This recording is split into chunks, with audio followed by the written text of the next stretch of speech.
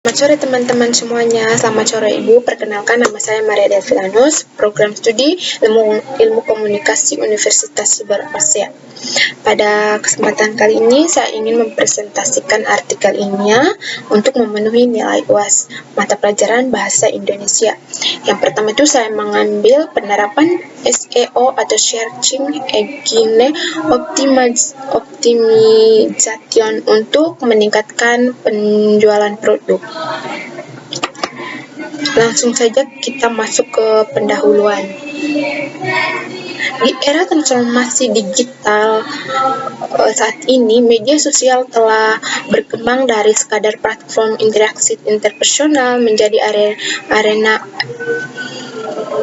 publik yang sangat dinamis, tempat narasi, reputasi, dan persepsi merek dibentuk, diuji, dan dihancurkan secara cepat.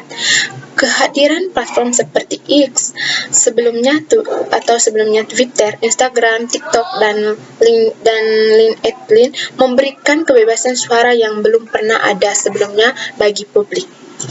Namun demokratisasi informasi ini juga membawa konsekuensi serius bagi dunia koperasi dan organisasi. Krisis yang dahulu membutuhkan waktu berhari-hari untuk menyebar melalui media massa konvensional, kini dapat meledak hanya dalam hitungan menit akibat sebuah unggahan viral, komplain pelanggan, atau kejengkelan internal yang terungkap ke publik. Salah satu fenomena paling tajam yang muncul seiringan dengan tingginya polarisasi dan aktivisme digital di media sosial adalah cancel culture. Secara konseptual, cancel culture dapat dipahami sebagai bentuk pemboikotan kolektif atau pengucilan massa secara publik terhadap individu, tokoh, maupun organisasi yang dianggap telah melanggar norma sosial, norma etika, atau nilai keadilan yang berlaku dalam komunitas digital. Velasco 2020 dalam konteks organisasi, aksi canceling tidak hanya berhenti pada kecamaan kata-kata di kolom komentar, tetapi seringkali bereskalasi menjadi gerakan pemboikotan produk, pemutusan kerjasama sponsor, penurunan nilai saham, hingga kerusakan reputasi jangka panjang yang mengancam keberlangsungan hidup organisasi. Yang berikutnya ada rumusan masalah. Dalam penelitian ini, rumusan masalah berfokus pada dua pernyataan utama. Yang pertama itu, bagaimana dinamika dan tantangan utama komunikasi krisis yang dihadapi organisasi di era media sosial ketika berhadapan dengan ancaman cancel culture. Yang kedua, bagaimana formulasi strategi komunikasi krisis yang adaptif dan efektif untuk menjaga reputasi organisasi serta memulihkan kepercayaan publik. Adapun tujuan penulisan ini adalah untuk memetakan karakteristik krisis digital modern dan merumuskan panduan strategi berbasis teori komunikasi krisis bagi praktisi berhubungan masyarakat atau PR dan pengambilan keputusan organisasi. Pentingnya topik ini diangkat didasari oleh realitas bahwa banyak organisasi di Indonesia masih menggunakan pendekatan komunikasi krisis tradisional seperti menunda klarifikasi, memberikan pernyataan umum yang kaku, atau bersikap defensif yang justru berakibat fatal ketika berhadapan dengan netizen yang kritis dan terorganisir. Oleh karena itu, rekonstruksi strategi komunikasi krisis yang selaras dengan karakteristik media sosial menjadi urgensi teoritis dan praktis yang sangat krusial. Yang berikut ada tinjauan pustaka. Untuk memahami fenomena komunikasi krisis di era digital, penelitian ini menggunakan dua kerangka teoritis utama. Yang pertama itu Situational Crisis Communication Theory atau SCCT yang dikembangkan oleh W. Timothy Combs serta konsep network farming oleh Papacharsisi. Situational Crisis Communication Theory atau SCCT mengasumsikan bahwa bahwa krisis merupakan ancaman langsung terhadap reputasi organisasi dan bahwa manajer krisis harus mengevaluasi situasi krisis untuk menentukan strategi respons yang paling sesuai guna melindungi aset reputasi tersebut. KOMS 2007 dalam SCCT tingkat tanggung jawab yang distribusikan publik kepada organisasi menentukan besarnya ancaman reputasi. KOMS membagi tipe krisis menjadi 3 klaster utama. Yang pertama itu vitamin cluster atau organisasi sebagai korban seperti bencana alam atau rumor palsu. Yang kedua accidental cluster atau krisis terjadi tanpa sengaja atau disebabkan kecelakaan teknis. Yang ketiga, preventable cluster, krisis yang disebabkan oleh kelalaian pelanggaran hukum atau tindakan disengajai oleh organisasi. Respon krisis berkisar dari strategi menyangkal demi mengurangi keterlibatan atau dimensi hingga mengkonstruksi reputasi melalui permintaan maaf yang tulus, tindakan perbaikan atau rebuilding atau apologi. Namun dalam lanskap media sosial, atribusi krisis tidak lagi berlangsung satu arah. Konsep network farming menjelaskan bagaimana penggunaan media sosial secara kolektif menyalin, mengedit, merekayasa, dan menyebarkan narasi krisis melalui jaringan digital atau Pakpacarsis 2015. Farming suatu peristiwa tidak lagi dimonopoli oleh media massa korporat, melainkan diproduksi secara massal oleh publik. Penggunaan media sosial. Fenomena ini menciptakan gelombang opini publik yang sangat emosional dan destruktif. Penelitian terdahulu dilakukan oleh NG et al. Pada tahun 2021 menunjukkan bahwa fenomena cancel culture di media sosial didorong oleh akumulasi emosi moral atau seperti kemarahan dan kekecewaan yang terverifikasi dalam jaringan komunitas online. Ketika publik menganggap suatu organisasi telah melakukan kesalahan dalam cluster preventable, kegagalan organisasi untuk menunjukkan empati awal yang cepat akan memicu respon pemboikotan masif. Sejalan dengan hal tersebut, studi oleh Freiberg tahun 2018 menekankan bahwa dalam era kecepatan informasi, ketidakberdayaan organisasi dalam merespon krisis pada jam-jam pertama atau golden hours akan diambil alih oleh spekulasi dari farming negatif dari warganet. Yang berikut ada metode penelitian. Penelitian ini menggunakan pendekatan kualitatif dengan metode studi kepustakaan atau library flashcard. Pendekatan kualitatif dipilih karena mampu memberikan pemahaman yang mendalam dan kontekstual mengenai dinamika interaksi sosial, persepsi reputasi, serta makna teks komunikasi di media sosial.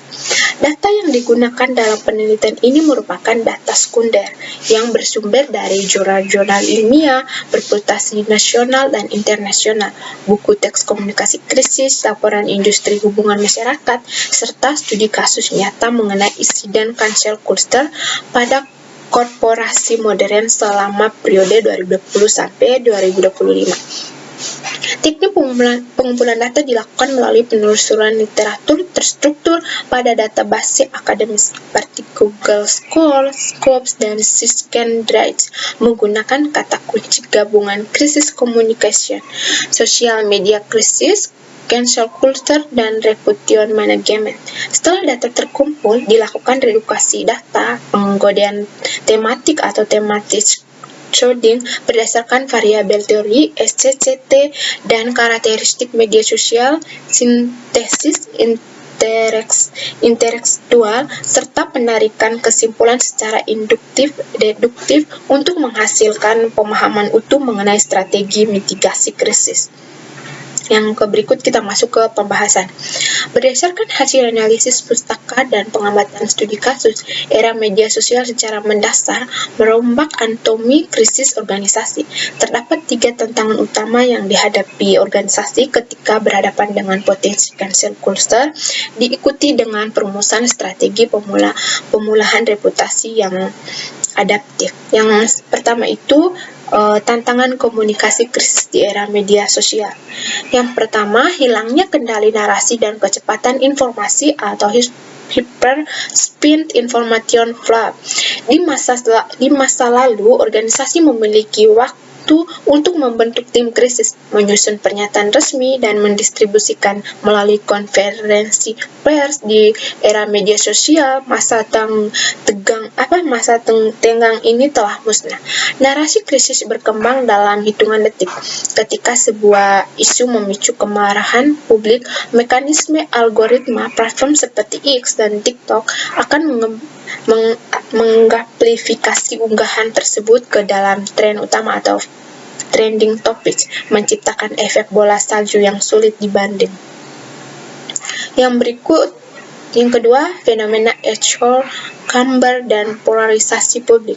Aksi canceling sering kali dipicu oleh bias konfirmasi di mana pengguna media sosial saling memperkuat narasi negatif tanpa melakukan klarifikasi faktual. Terlebih dahulu, publik digital cenderung menuntut keadilan instan atau digital vigilantism dan menolak retorika pembelaan diri yang bersifat biokratis dari organisasi. Yang kedua, strategi komunikasi krisis dan pemulihan reputasi. Untuk mengatasi tantangan-tantangan kompleks tersebut, organisasi harus mengimplementasikan strategi komunikasi krisis berbasis kerangka SCCT yang dimodifikasi untuk ekosistem digital. 1. Pengembangan sistem pemantauan dini dan pemetaan isu atau social listening dan early warning system. Organisasi tidak boleh menunggu hingga krisis meledak. Penggunaan alat pemantauan media sosial atau social listening tools secara real time diperlukan untuk mendeteksi anomali sentimen publik, melacak kata kunci sensitif, serta mengidentifikasi potensi krisis sejak fase pra-krisis atau prodromal fase. Yang kedua, respons cepat dengan prinsip empati dan autentisitas atau stealing thunder strategi. Dalam krisis digital, kecepatan sama pentingnya dengan akurasi. Jika organisasi memang melakukan kesalahan menerapkan strategi stealing thunder, yaitu mengakui kesalahan secara proaktif sebelum pihak luar mengungkapkannya, dapat menurunkan tingkat kemarahan publik secara signifikan. Pernyataan awal harus disampaikan dengan bahasa yang manusiawi, menunjukkan empati tulus kepada pihak yang dirugikan, dan menghindari bahasa hukum yang kaku. Yang ketiga, penerapan tindakan perbaikan yang nyata atau corrective action dan rebuild strategi. Sesuai dengan ajaran SCCT, pada klaster krisis berniat sengaja atau kelalaian atau preventable, permohonan maaf saja tidak pernah cukup untuk menghentikan aksi. Cancel culture, organisasi wajib menyertakan rencana tindakan perbaikan yang konkret, transparan dan terukur, misalnya melakukan audit internal, merevisi kebijakan perusahaan, atau memberikan kompensasi kepada pihak yang dirugikan.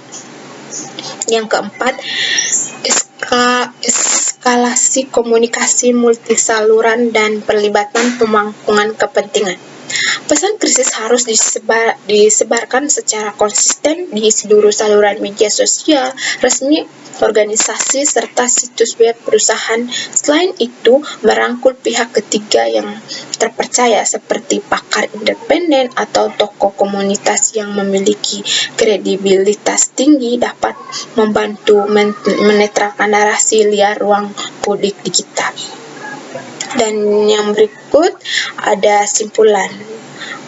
Dari artikel di atas, saya menyimpulkan bahwa krisis komunikasi di era media sosial bukan lagi sekedar masalah hubungan masyarakat biasa, melainkan ancaman eksistensial terhadap reputasi dan kelangsungan organisasi akibat daya rusak fenomena cancel culture. Karakteristik media sosial yang serba cepat, terbuka, dan terdesentralisasi menuntut pergeseran paradigma komunikasi krisis dari yang semula kaku, defensif, dan lambat menjadi proaktif, transparan, serta berorientasi pada empati. Implikasi dari penelitian ini menunjukkan bahwa organisasi harus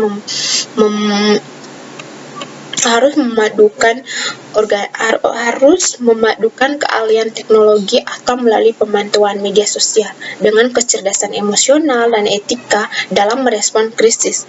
Strategi terbaik dalam menghadapi ancaman cancel culture bukanlah menghindari kritik, melainkan menunjukkan akuntabilitas secara terbuka, melainkan tindakan korektif yang nyata, serta membangun kembali kepercayaan pemangku kepentingan secara konsisten.